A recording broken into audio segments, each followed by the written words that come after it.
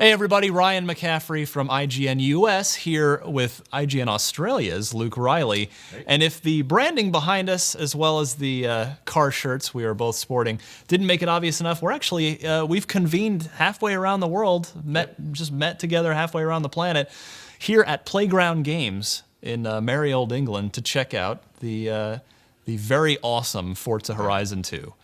This is the first IGN First. We're bringing it to you all month long. We're going to have a ton of information on this fascinating new game. I mean, I know you've reviewed, you love the original Forza Horizon. Massive fan of the first one. I go way back with Forza as well. It's just been it's evolved into such a phenomenal series. And give me your gut reaction, Luke, on what we've seen here today. Oh, I'm just 100% impressed. Like, I was a huge fan of the first Horizon.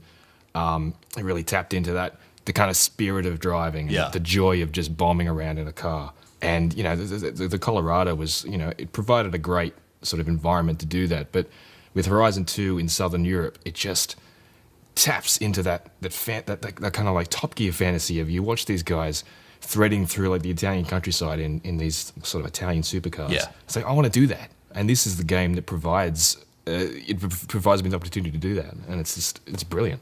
We've all been wanting weather and nighttime stuff forever, and it's here now. And it's just seeing the rain and seeing the way it awesome. It beads off the paint. Made me super happy on the tech side. Everything about like the headlights, the way they illuminate the countryside, and just how what was impressed me was how dark everything is outside of the city. So yes, as it should be. Yeah, exactly. Like, so you're inside of a town and you have the street lamps that are all discrete lighting sort of objects. Yeah. And then you leave the city, you leave those little towns, and it's just pitch dark, pitch black, and it's just everything is just illuminated by the headlights. Yeah. And I mean that leads into the stars in the sky, which are apparently accurate. We're told they're accurate. Yeah. That's like, apparently they hire astronomers at Playground Games as well. But yeah, there's a lot of credibility. Like, everything about this world just sort of just oozes believability. It's true. It's built on science. Yeah.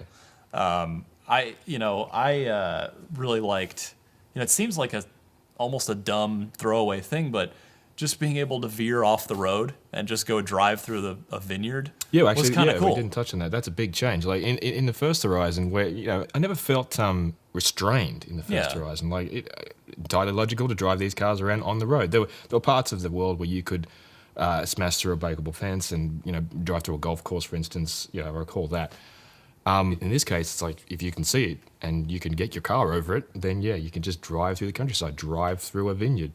For me, the other key point, I assumed this would be the case, and it certainly is. I've been a very vocal proponent of how drive-avatars changed racing games with Forza 5.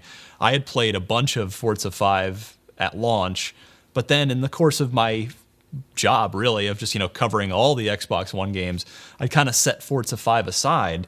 But then when I started getting all these tweets and emails on our podcast about, oh, your drive-atar ran me off the road and he's such an a-hole, and oh, look, I beat your time, here's a picture. It actually got me back, like it drew me back into playing more of Forza Motorsport 5, and they are here. The drive-atars are in Forza Horizon 2, and they, we didn't really get to see a super real-world version of it because, there's just a handful of developers but it's interesting in there today. To hear about, how the drive-atar in Horizon 2, it sounds like it's had the same effect on the racing as it did in Forza 5. So suddenly you've got opponent cars that are controlled sort of by drive-atar going 3 wide into corners, right? And taking like really aggressive and unconventional sort of lines to overtake people, and that changed racing in Forza 5 for me. Yeah, and it made it so much more reactive, and it's like I can't predict what this guy's going to do.